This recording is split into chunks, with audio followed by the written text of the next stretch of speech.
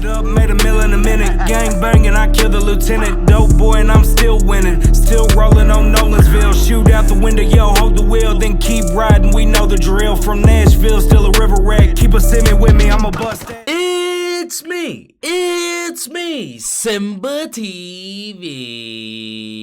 Bang! What is good, YouTube fam?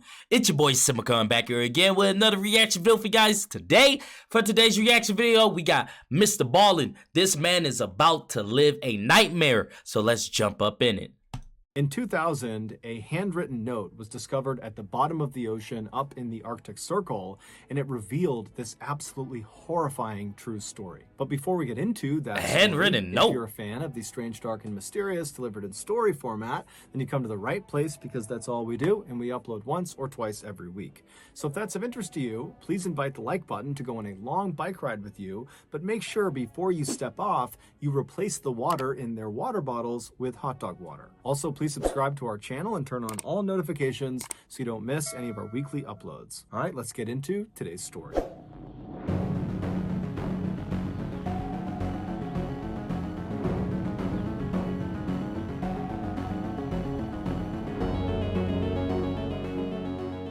On the morning of August 12, 2000, 33 of Russia's best naval warships stopped inside of a particular section of the Barents Sea. The Barents Sea is this 800-mile stretch of freezing water up in the Arctic Circle just northwest of Russia, and these 33 ships were in this stretch of water for this huge military training exercise. Basically, they were going to run through some war game scenarios where, for example, one ship would pretend to be an enemy combatant, and the other ships would work on locking onto that ship and firing at them.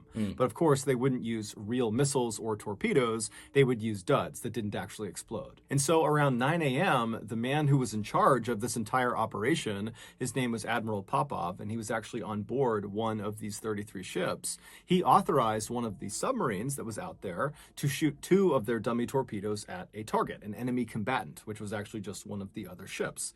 And so as soon as he did this, he was authorizing the start of this multi-day long exercise. And so all day and all night, they're doing these war game scenarios. And by the following morning, so 24 hours into this exercise, Admiral Popov stepped away from the action to speak with Russian reporters on the phone.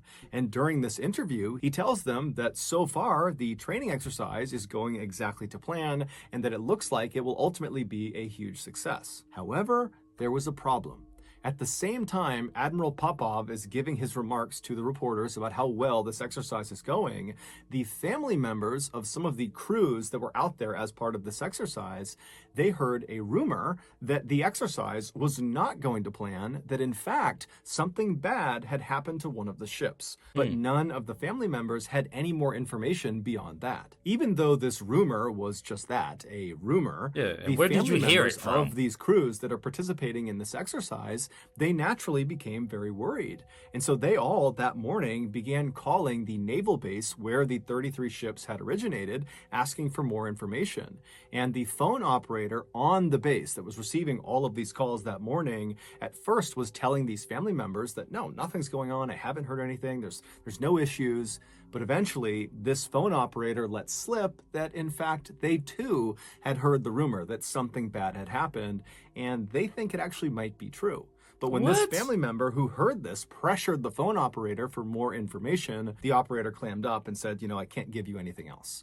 And so at that point, the family member hung up the phone and called the media and told them what was going on. And the media, as soon as they had the story, they went right to Admiral Popov and they said, hey, can you address this rumor? And he didn't. He did not respond to any of the media's inquiries. And in a weird way, that was kind of reassuring to the family members of these crews because they're thinking, if Admiral Popov is just kind of ignoring this rumor and he's staying out there, out on the Barents Sea, still conducting this exercise, then certainly nothing bad could have happened, right? And so for the rest of that day, Sunday, the family members of these crews and the media just kind of did nothing because there wasn't anything else to do besides wait to see if there was any new news coming out of this exercise. And the following day, on Monday the 14th, so 48 hours after the start of this training exercise, there would be news. Russian officials would go on TV and they would address the rumor by saying, well, Yeah, it is true. Something did happen out during this exercise. The Kursk, which was the name of one of the submarines, that was one of the 33 ships that was part of this exercise, they experienced some minor technical difficulties that forced them to ground their vessel at the bottom of the Barents Sea. But don't worry, this is normal. We're in touch with them through the radio. Everybody is fine. We are pumping air and power into their submarine, and before long, we will have them back on the surface. There's nothing to worry about. Now, naturally, the family members of the Kursk crew specifically, they panicked when they heard this, because even though the government is acting totally confident that everything is fine, I mean, you still thousands of feet underwater, or however, long or deep that water is, you're still underwater. So yeah, I would be freaking out too if that was my people down there. they did not feel confident that everything was fine. Their family members are trapped on the bottom of the ocean. But at the same time, they remembered the Kursk, the actual submarine, was a very special and very safe submarine. The Kursk was quite literally Russia's best ship. They had spared no expense on it. It was extremely expensive. And it was massive. It was bigger than 2 football fields put together. Really? And it was constructed out of this very specialized, highly reinforced steel that allowed it to take a direct hit from a torpedo and just keep on going, no problem. It was also outfitted on the inside with all the latest technology. And so if you were going to be stuck at the bottom of the ocean inside of a submarine, you would want to be stuck inside of the Kursk. And so the families took solace in that. But over the next couple of days, despite the government reassuring everybody in the news that everything was fine. Let me just say, if someone came on to TV with this looking type nigga here, I ain't believing shit. Tell you that right now. I ain't believing shit. He looked like an evil genius. He looked like he's sacrificing all types of people. Yeah, nah. I'm not believing shit. You come on TV with this nigga here, I ain't believing you at all. And we gotta fight, because why you gotta bring him up there?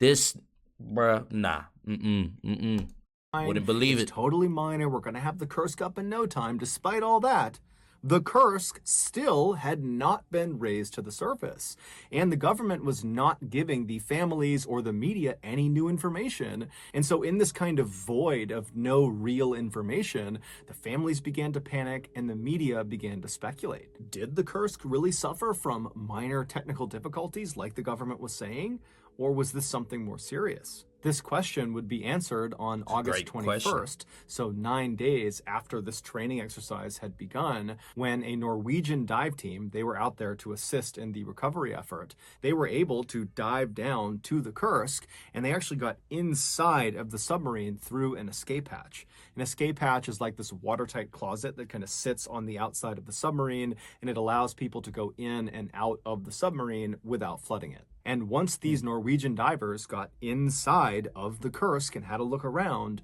they were totally shocked at what they saw. While the exact details of what happened inside the Kursk are still debated today, and probably will be for some time, there is one aspect of the story that is more or less universally accepted, and that is what happened inside of compartment number 9. The Kursk was divided into 9 watertight segments called compartments. Number 1 was at the front of the submarine, and then it went 2, 3, 4, all the way down to 9 in the very back of the submarine. And the reason we know what happened inside of compartment number 9 is because a 27-year-old Kursk crew member, Dmitry Kolesnikov, told us. Dmitry was born into a family of submariners. His father was a submariner, and his father's father was a submariner, and Dmitry idolized them, and so growing up, that was all he ever wanted to be. And in the late 1990s, his dream would become a reality when he commissioned as a naval officer in the Russian Navy and was given orders to serve on board the Kursk. 4 months before this training exercise out in the Barents Sea, Dmitry met and very quickly married a high school teacher named Olga. And right after their wedding, one of the first things he did is he brought her on board the Kursk for a tour. And Olga brought along a video camera and filmed her tour through the ship. And on this video, Dmitry is all smiles. He is so happy to be leading her around the ship and introducing her to people and showing her all the cramped spaces on board the submarine. It's really obvious that Dmitry was so proud of his job. Not only of his job, but also just so proud to be sharing this part of his life with his wife. Yeah. Fast forward to August 12th, 2000, and Dmitry, along with 117 other crew members on board the Kursk, had just arrived at their designated section in the Barents Sea for this training exercise. And at 11:27 a.m., the captain of the Kursk came over the radio and he told Admiral Popov, who was not on the Kursk, he was on a separate ship, he told the admiral that the Kursk was about to fire their 2 dummy torpedoes. After this call was made, the men in the first compartment of the Kursk, so at the very front of the Kursk, this is where all the torpedoes, both fake and real, are stored, they began loading these 2 dummy torpedoes. Meanwhile, Dmitry was all the way back in the 7th compartment, the engine room. That was where he was stationed. He was actually in charge of everybody who worked in the 7th compartment.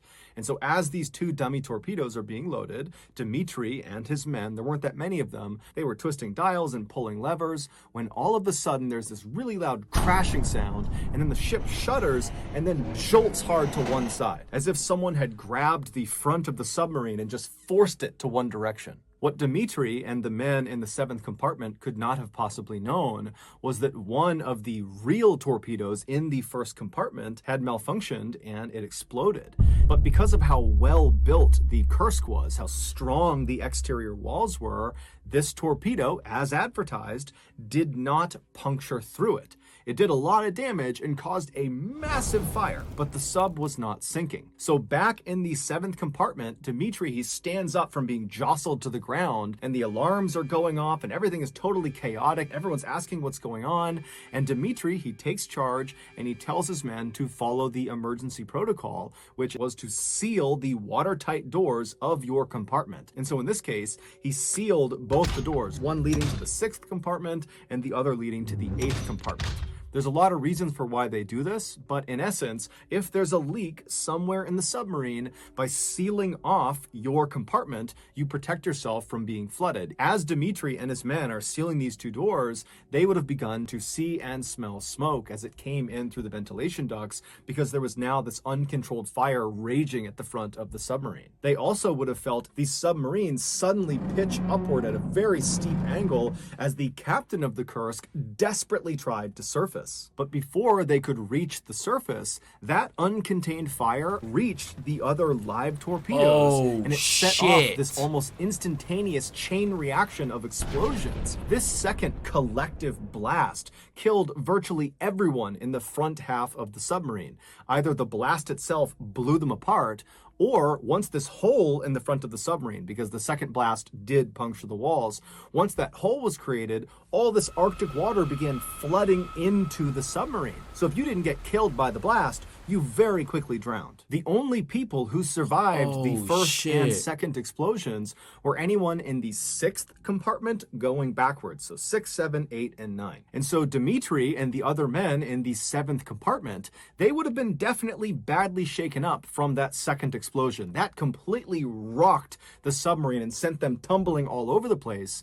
But they would have been very alive and very aware of the terrible situation they were in. And so I would imagine that Dmitry and the others tried to grab onto any of the piping or anything they could as the submarine, because the control tower has been destroyed, just angled straight down and began careening downward. At 11:32 a.m., just 4 minutes after that initial explosion, the Kursk slammed nose first into the ocean floor 350 feet below the surface, and then the back half of the Kursk came down to rest. We don't know exactly what happened on board the Kursk for those first 2 hours after they hit the ocean floor. What we do know is they had power, so there was light inside of the submarine. Also, the air purifiers were still working, so despite the chemicals and smoke that was in the air, it was relatively easy to breathe. During those first 2 hours, we also know that at some point, Dmitry and the other men in his compartment must have heard banging coming from the 6th compartment, because remember, they had sealed off the doors both to the 8th and the 6th compartment. And so Dmitry decided to break emergency protocol, and he opened the door to the 6th compartment to allow any of the survivors that were banging on the door to come into their compartment. And when Dmitry and his men opened that door and looked into the 6th compartment, they would have seen that it was rapidly flooding, and most likely anybody forward of that compartment, so 5, 4, 3, 2, 1, they were already dead. By 1:30 p.m., Dmitry and his men in the 7th compartment and the other survivors from the 6th compartment, they were forced to retreat from the 7th over to the 8th compartment and then finally into the 9th compartment because of flooding. Damn. Even though they had sealed off their watertight doors, the walls were no longer watertight because this huge explosion had sent shrapnel flying down the body of the submarine, puncturing holes in all of the walls. And so it didn't matter if you shut your watertight door. Eventually, as one compartment would fill up, it would begin leaking through all the cracks in the walls. And so Dmitry and all of the people he was with, they would have been very aware of that. And so by the time they got all the way back to the 9th compartment, the very back compartment, there was nowhere else to go. The water was going to eventually reach them, and they were doomed unless they got rescued or if they left out of the escape hatch. Despite how absolutely terrifying this situation must have been, that shit. Dmitry remained calm. In fact, he was so calm that he pulled out a piece of paper as he's sitting in this cramped 9th compartment with these 22 other men, and he writes the date and time in the corner, and then he begins to kind of describe what had happened. He talks about there being an explosion, and he thought he and these 22 men were the only survivors, and he says they're now trapped in the 9th compartment, and they have to wait for rescue. He also talks about how they had considered going out the escape hatch, but apparently it hadn't worked. After Dmitry wrote this very neat, very legible, very organized note, he folded it up and put it in his pocket, and then for the next hour and a half, he sat inside of the 9th compartment with the 22 others, and the power went out, which thrust them into absolute pitch darkness. I mean, completely black inside of there. And the temperatures, because the power was out, suddenly began to plummet. And then the worst part was the water began seeping through the walls. And so Dmitry and the other men would have known that it's just a matter of time before this room fills completely with water. And there is nowhere to go. And so with the water rising all around them, Dmitry pulls that paper back out of his pocket and he adds to the note. And this time, his handwriting is barely legible. And it's because he's probably suffering from hypothermia, so he's shaking. He can't see what he's writing. In fact, he writes the words, "I'm writing blind," to indicate it's totally dark in the room. And in this second note he leaves on this piece of paper, which was dated and time-stamped an hour and a half after the first one, Dmitry indicates that he does not think he's going to survive. It's very clear none of them think they're going to survive. Then, with the remaining space on this piece of paper, Dmitry writes this very loving and very thoughtful message to his wife and his family saying goodbye. And then his final words on this note are, "Regards to everybody, no need to despair, Kolesnikov." After he wrote this second message on this note, he folded the paper up, put it in his breast pocket, and then in total darkness, listening to the sound of water rushing into the room, he and the other 22 damned souls prepared to die. We don't know how long Dmitry and the other 22 men survived. That's crazy, bro.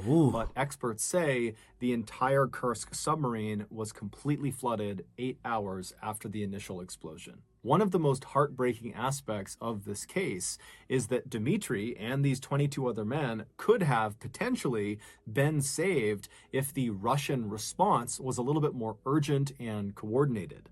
Despite 2 of these ships, including the ship that Admiral Popov was on, hearing and feeling the second explosion that the Kursk experienced, nothing was done about it. It was reported, but no one really did anything. And then when no one could get in touch with the Kursk after they had said they were going to fire those 2 dummy torpedoes, everybody else, all the other ships, Admiral Popov, they all just said, you know what, I'm sure it's just their radios and they're fine and they'll be in touch soon. And so it wasn't until later that evening when the Russian Navy even figured out there was a major problem with the Kursk, that the Kursk has vanished. And then it would be several hours before they even got a rescue submersible in the water down to the Kursk.